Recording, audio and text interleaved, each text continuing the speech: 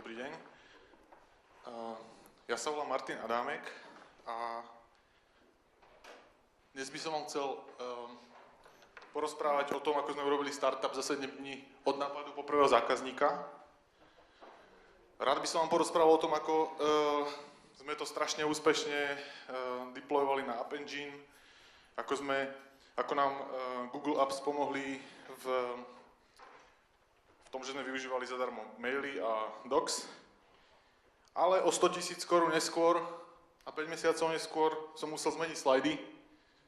Takže dovolte mi, aby som sa citátom z otázek Václava Moravce, pane Moravče, nenechám si srát na hlavu, presunul k niečomu viac optimistickejšiemu. Môžem sa spýtať, koľko je tu Android užívateľov? Fíha. A používate niekto App Android? Paráda. Tak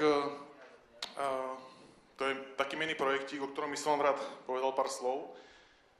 Jedná sa o úplne jednoduchú aplikáciu, ktorá vypína dátové prenosy na telefónoch s operačným systémom Android. Je to stisk jedného tlačítka a žiadna aplikácia sa nepripojí na GPRS Edge alebo 3G. Začalo to samozrejme všetko v prehliadači, teda v Google v 2008, keď už vybehli G1 v štátoch, tak u nás sa to nedalo zohnať. Tak naivne som použil túto frázu a dostal som sa k jednej peknej čiernej G1 od nejakého manažera zo slovenského T-Mobile. No a tu v Čechách mám neobmedzený dátový paušál, ale keď sme išli na Vianoce k našim, tak potreboval som mať trošku pod kontrolou, čo ten telefon robí, pretože ako viete asi, on na pozadí synchronizuje maily, Gtalk, kalendáre, úplne všetko. A dokonca, aj keď sa to dá vypnúť pre roaming, tak nejakým šťastným užívateľom prvým sa podarilo na výlete zo štátov do Európy dostať nejaké $200-300 faktúry, napriek tomu, že to mali vypnuté. Riešenie bolo veľmi jednoduché.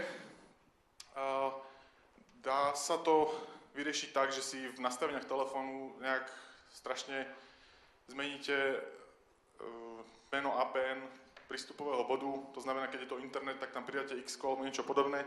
Keď som to urobil dostatočne veľký počet raz, tak som si povedal, že to asi bude dobre zautomatizovať. Jeden večer som si sadol, API na to nie je v Androide, tak som sa pohrabal trošku v zdrojákoch, našiel som miesto, kde sa dá dobre na to pichnúť a vznikla táto jednoduchá aplikácia. V princípe je to všetko, čo vidíte, ikonka a toto jedno UI, aj to UI postupne zmizlo. Niečo ako widget na home screene, s tlačením vypnúť, s tlačením zapnúť. Potom to nejaký čas som sa tomu nevenoval, dokonca som prešiel na iPhone.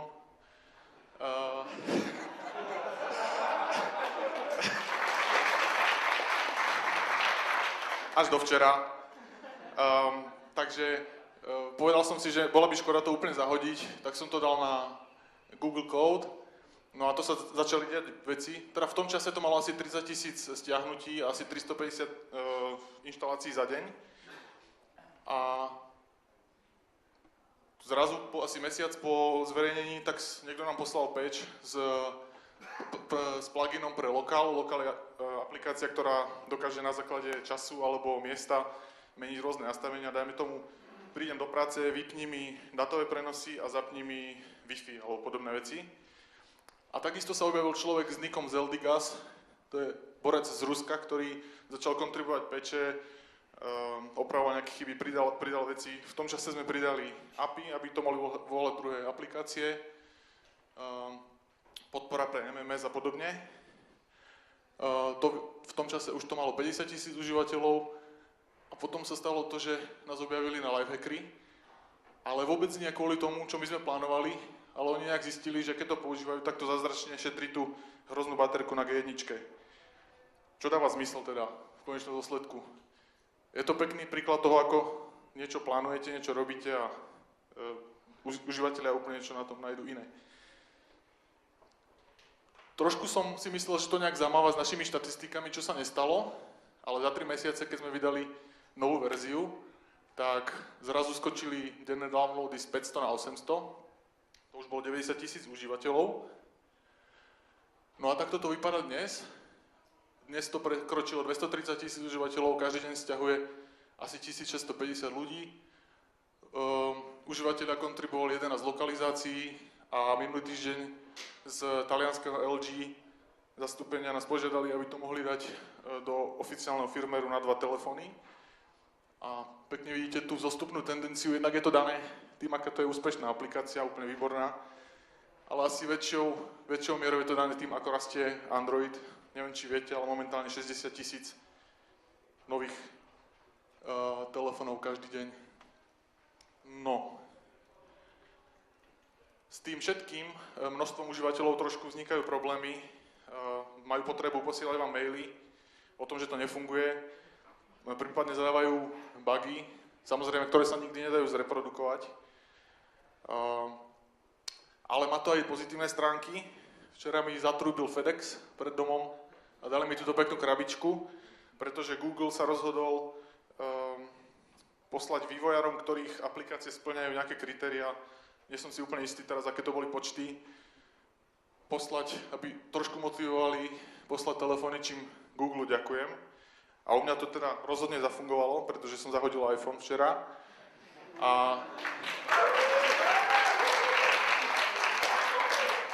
Prosím? Tak ešte manželka možno zauraduje. Aj keď sa mi nepodarilo za rok presvedčiť, aby ho používala. Takže keď som rozmýšľal, o čom má byť tá prezentácia, tak som si hovoril Android, to je jasné, to je proste Google. Ale až potom som si uvedomil, čo všetko od Google používame úplne v každodennom vývoji alebo každotýždňovom vývoji. Hostujeme na Google Cloud, mailing list nám spravujú Groups, Gmail to je samozrejme, Analytics. Táto prezentácia bola urobená v Google Docs. Tak som si uvedomil, že som fakt asi Google fanboy. A všetko je to zadarmo, čo je úplne skvelé. Len som chcel povedať, že aj malé množstvo práce môže viesť k veľkej zábave a preto otvorte počítače a začnite sa v tom Androide hrábať, je to úplne super platforma. Ďakujem.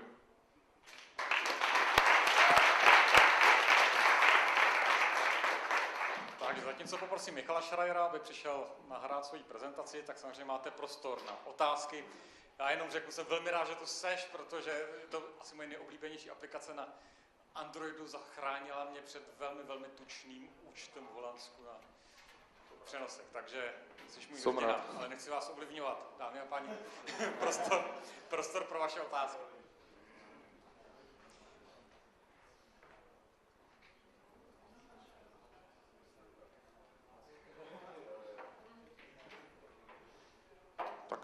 Já se možná zeptám, jestli už si dostal nějakou nabídku na nějaké ekvírování nebo zakomponování do nějakého dalšího projektu a tak dále.